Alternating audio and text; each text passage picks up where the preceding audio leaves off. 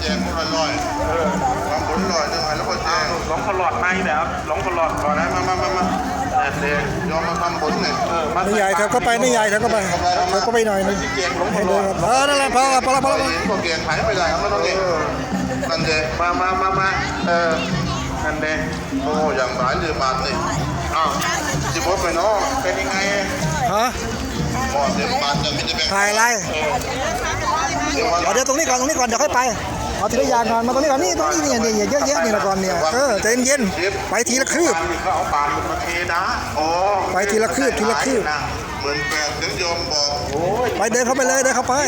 เขา สื่อไอมัน เขาอุตส่าห์ทำกันเดินชมกันถ่ายรูปไหม เลยเนาะ โอ้เป็นอย่างชิดไหมเนาะ รีบไป ทำไมพากันเดินเจริญวิทย์หรอกมันว่าเวกวันโยมมาถวายขนามข้าไฟ มาใส่บาตรก่อน โอ้ตาที่ได้ดี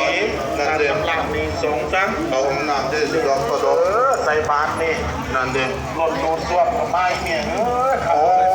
บอกกันมา เดิน ดู ทา นะ งก็อ้าว ยืนอยู่ตรงนั้นเลยโต้เข้าไปว่ายืนอยู่นั่นแหละ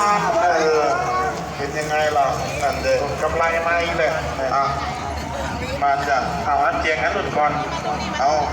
เจ็บน้องคนเจ็บน้องพอ สองคนเจียงเจียง เดี๋ยวเขาไปดูเดี๋ยวเขาไปดูเดี๋ยวดูนี่ ลอยเล่นนี้ ยังกันนี่เยอะ เจ็บตัวจะขยันมาเจ็บตึงนึง โอ้ยเอา40ก็พอ เด็กที่พอเนี่ยซื้อก็แล้ว ผมเป็นคนลงมาต้อง ขอเกินก็ซื้อบาท50ไหนเดี๋ยว หันมา ฝากอะไรคุณครู มันไม่เองก็ครับ เดินคนนี้ มาไหน บอก เดี๋ยวยืนอยู่นั่นละก่อน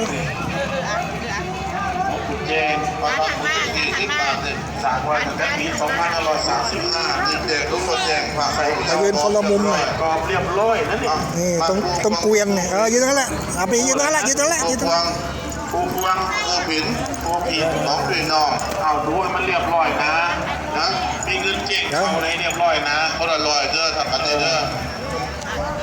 เอาตะเกียบที่ร้อยนึง อัศจรรย์เนาะมันหมุนติ้วอยู่นั่น อ้าวแล้วพอมาฟังบุญ เสีย ถวาย แล้ ตามตอน ว นั้ มัน น ขึ้นโทรศัพท์ใช้ไม่ได้คนมันมาก ตะเกียบไม่ได้จ้ะ มันแย่งกัน อยู่ถ่ายแล้วยังเย็น สองคนร้อยนึงสองพี่น้องเนี่ย เอาพี่ก็น้องนี่ จ้ะ เอาทำไมน้องสวยกว่าพี่ล่ะ นี่คนที่น้องคนที่พี่ พี่ว่าพี่สวยกว่าน้อง พี่น้องไปแล้วก็มาบุญกว่าอันเดียว ผมได้ประโยชน์ไหน ไม่ยายยืนนู่นไปยืนนู่นยืนตรงข้างนะป้านีอ่ะ แต่ยังผมนี่แหละเนาะ นี่ผู้ลงผู้ผินอายุมา หันมา น้องคุณแจงยี่ปี อาจจะโตคนยักษ์มาคนยักษ์คนยักษ์กับหมอลาย ไม่น่ามาบ่อยเลยเราผู้อาร์ต มาทำผลก็ร้อยนึงมาสองคนทำมาฝั่งนักอะไร โอ้ยน้องนี่ อ่ะนี่คนละ40 บาทสองคนร้อยเอาไปเลย ยืนตรงนี้มายืนตรงกลางเนี่ยยืนตรงนี้ ไปก้อนต้องเอาสองคนร้อยแหมสี่คนร้อย นี่สวย เ